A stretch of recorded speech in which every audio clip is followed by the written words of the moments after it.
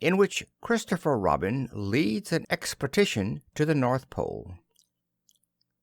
One fine day Pooh had stumped up to the top of the forest to see if his friend Christopher Robin was interested in bears at all. At breakfast that morning, a simple meal of marmalade spread lightly over a honeycomb or two, he had suddenly thought of a new song. It began like this: "Sing ho for the life of a bear." When he had got as far as this, he scratched his head and thought to himself, "That's a very good start for a song, but what about the second line?" He tried singing "Ho!" 2 or 3 times, but it didn't seem to help.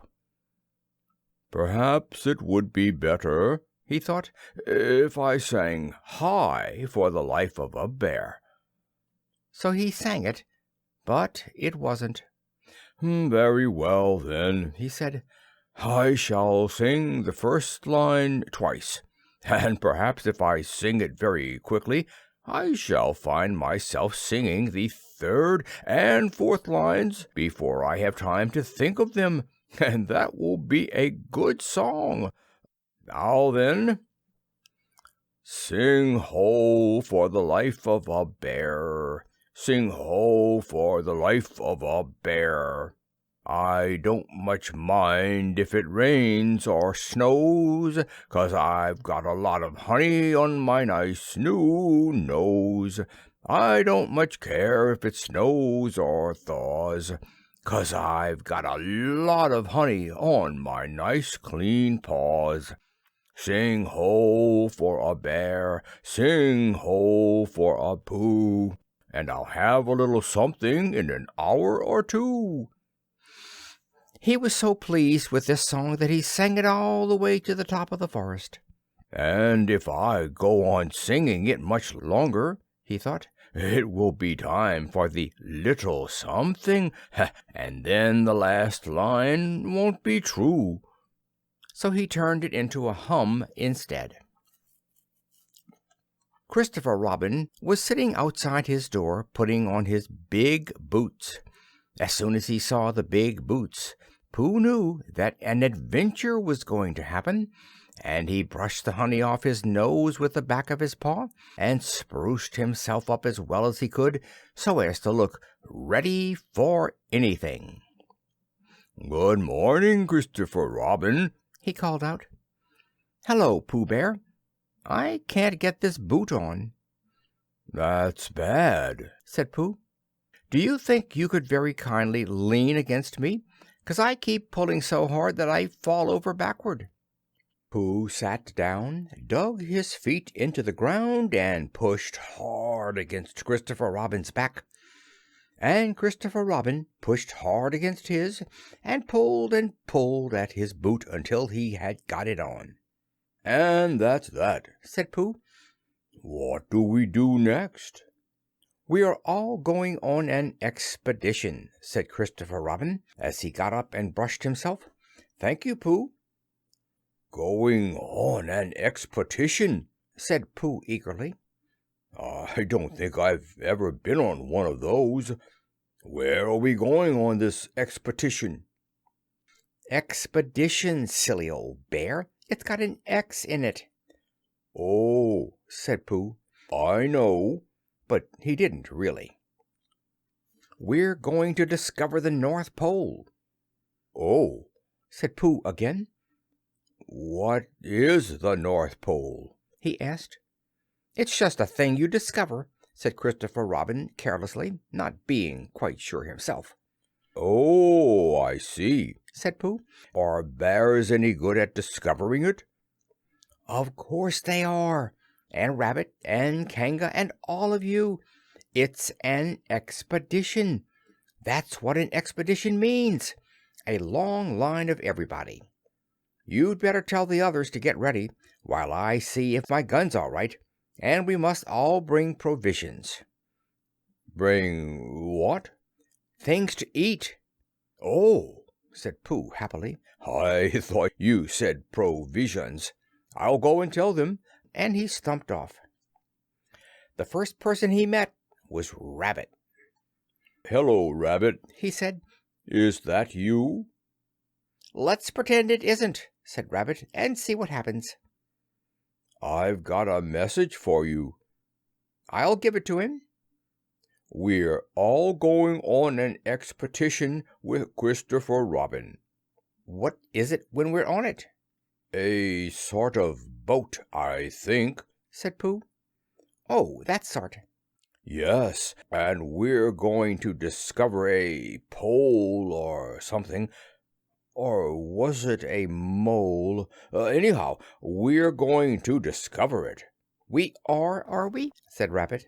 "Yes, and we've got to bring things to eat with us, in case we want to eat them.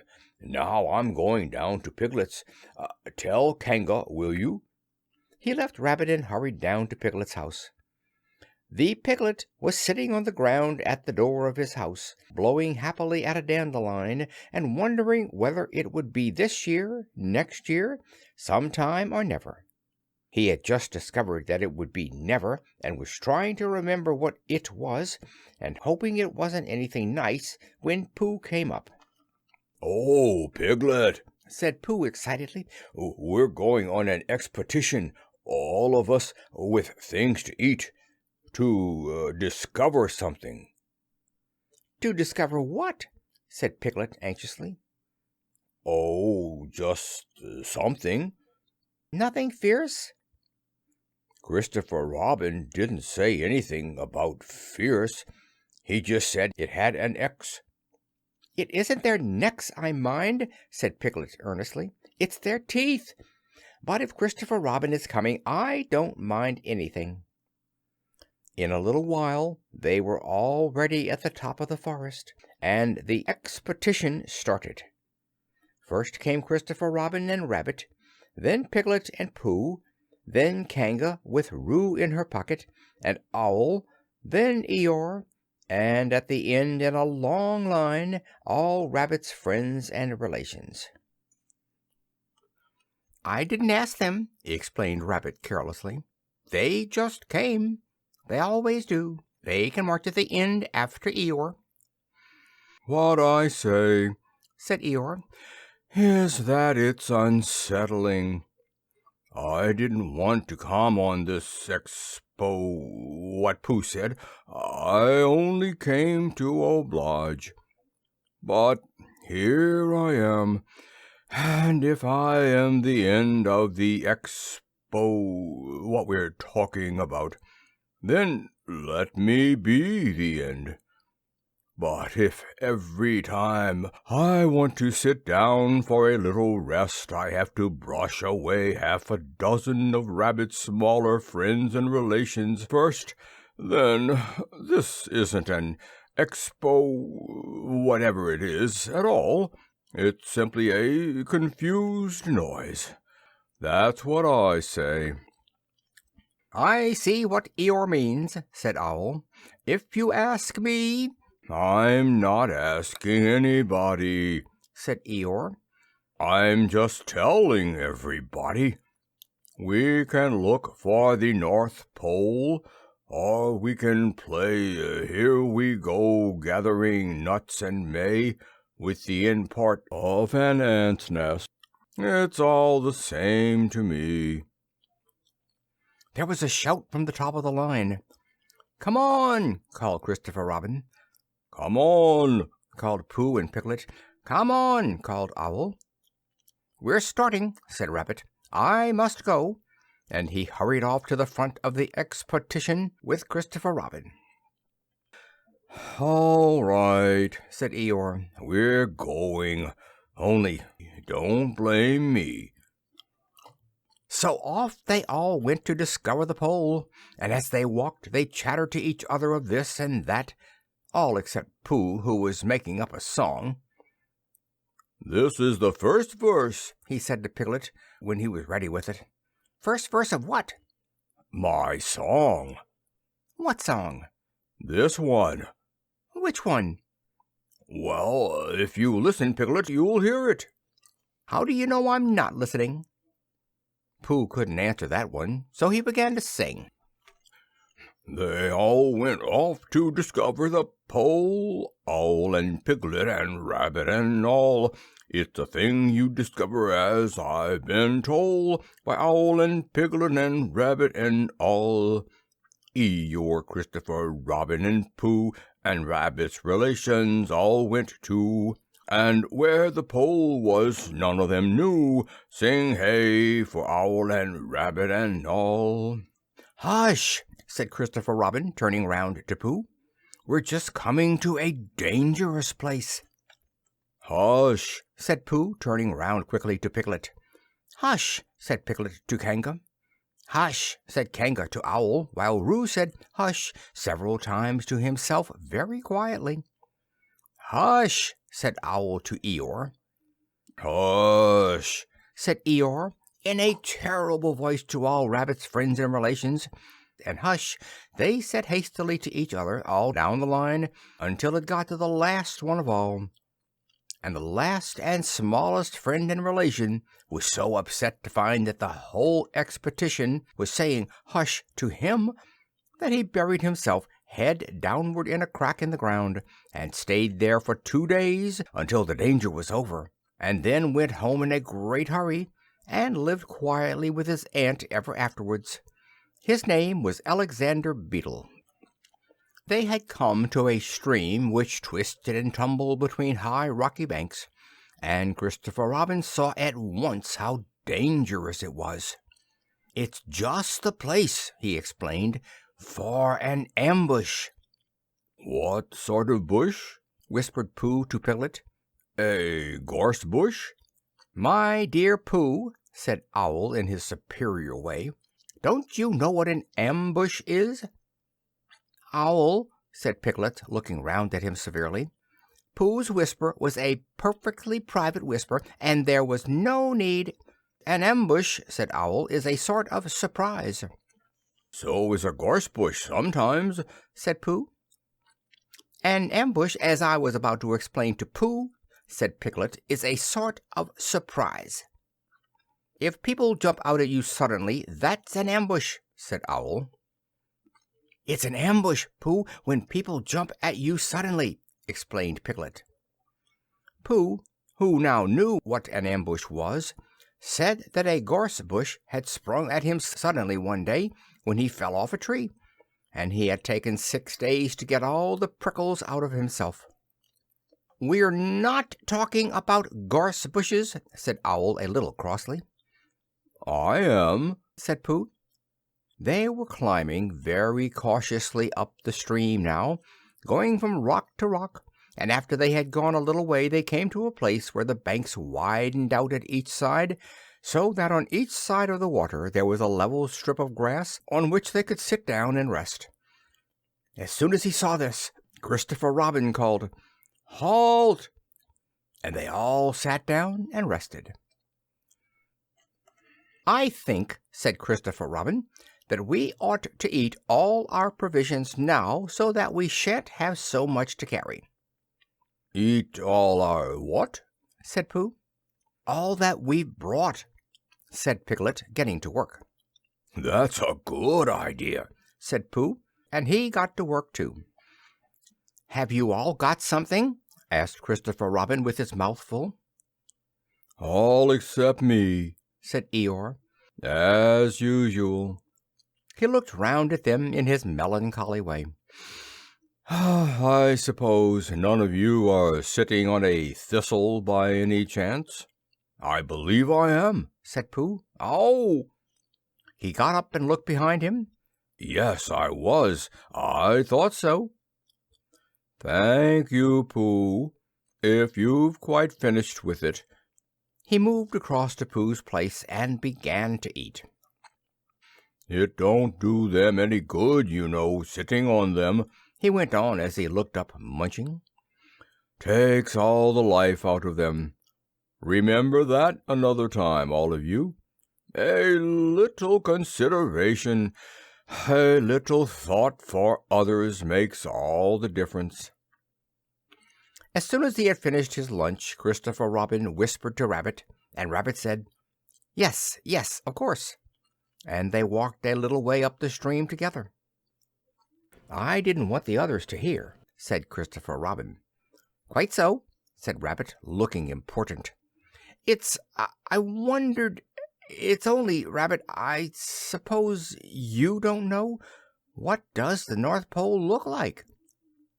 "Well," said Rabbit, stroking his whiskers, "now you're asking me. I did know once, only I've sort of forgotten," said Christopher Robin carelessly. "It's a funny thing," said Rabbit, "but I've sort of forgotten too, although I did know once." "I suppose it's just a pole stuck in the ground?"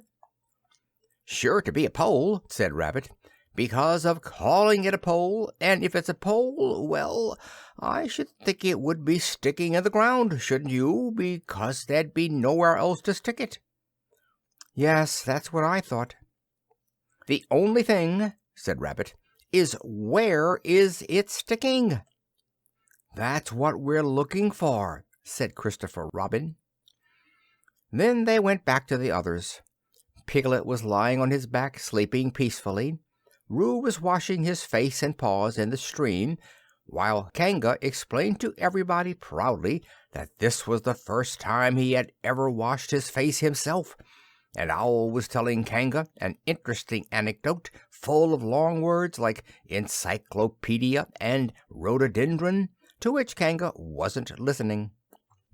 "I don't hold with all this washing," grumbled Eeyore. "This modern behind-the-ears nonsense. What do you think, Pooh?"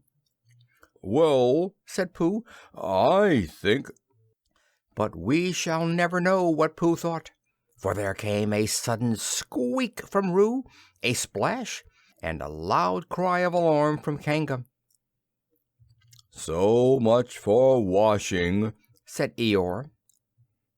"Roo's fallen in!" cried Rabbit, and he and Christopher Robin came rushing down to the rescue. "Look at me swimming!" squeaked Roo from the middle of his pool, and was hurried down a waterfall into the next pool.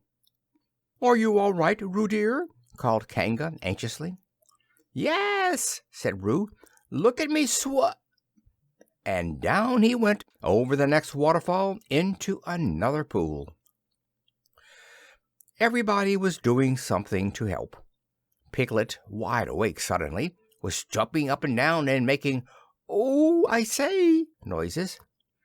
Owl was explaining that in a case of sudden and temporary immersion the important thing was to keep the head above water. Kanga was jumping along the bank, saying, "Are you sure you're all right, Roo dear?" To which Roo, from whatever pool he was in at the moment, was answering, "Look at me swimming." Eeyore had turned round and hung his tail over the first pool into which Roo fell, and with his back to the accident was grumbling quietly to himself and saying, "All this washing! But catch on to my tail, little Roo, and you'll be all right." And Christopher Robin and Rabbit came hurrying past Eeyore and were calling out to the others in front of them. "All right, Roo, I'm coming," called Christopher Robin. "Get something across the stream lower down, some of you fellows," called Rabbit. But Pooh was getting something. 2 pools below Roo he was standing with a long pole in his paws, and Kanga came up and took one end of it, and between them they held it across the lower part of the pool, and Roo, still bubbling proudly, "Look at me swimming," drifted up against it and climbed out. "Did you see me swimming?" squeaked Roo excitedly, while Kanga scolded him and rubbed him down. "Pooh, did you see me swimming? That's called swimming, what I was doing. Rabbit, did you see what I was doing? Swimming. Hello, Piglet. I say, Piglet, what do you think I was doing? Swimming. Christopher Robin, did you see me?" But Christopher Robin wasn't listening. He was looking at Pooh. "Pooh," he said, "where did you find that pole?" Pooh looked at the pole in his hands. "I just found it," he said. "I thought it ought to be useful. I just picked it up." "Pooh," said Christopher Robin solemnly, "the expedition is over. You have found the North Pole." Oh, said Pooh. Eeyore was sitting with his tail in the water when they all got back to him. "Tell Roo to be quick, somebody," he said. "My tail's getting cold. I don't want to mention it, but I just mention it. I don't want to complain, but there it is. My tail's cold." "Here I am," squeaked Roo. "Oh, there you are." "Did you see me swimming?" Eeyore took his tail out of the water and swished it from side to side. "As I expected," he said.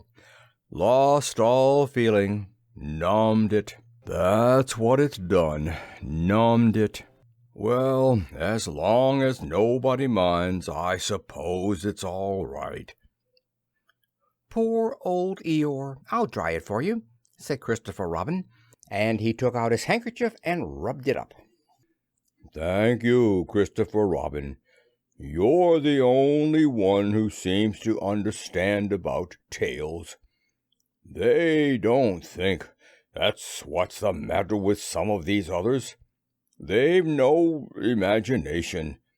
A tail isn't a tail to them. It's just a little bit extra at the back." "Never mind, Eeyore," said Christopher Robin, rubbing his hardest. "Is that better?"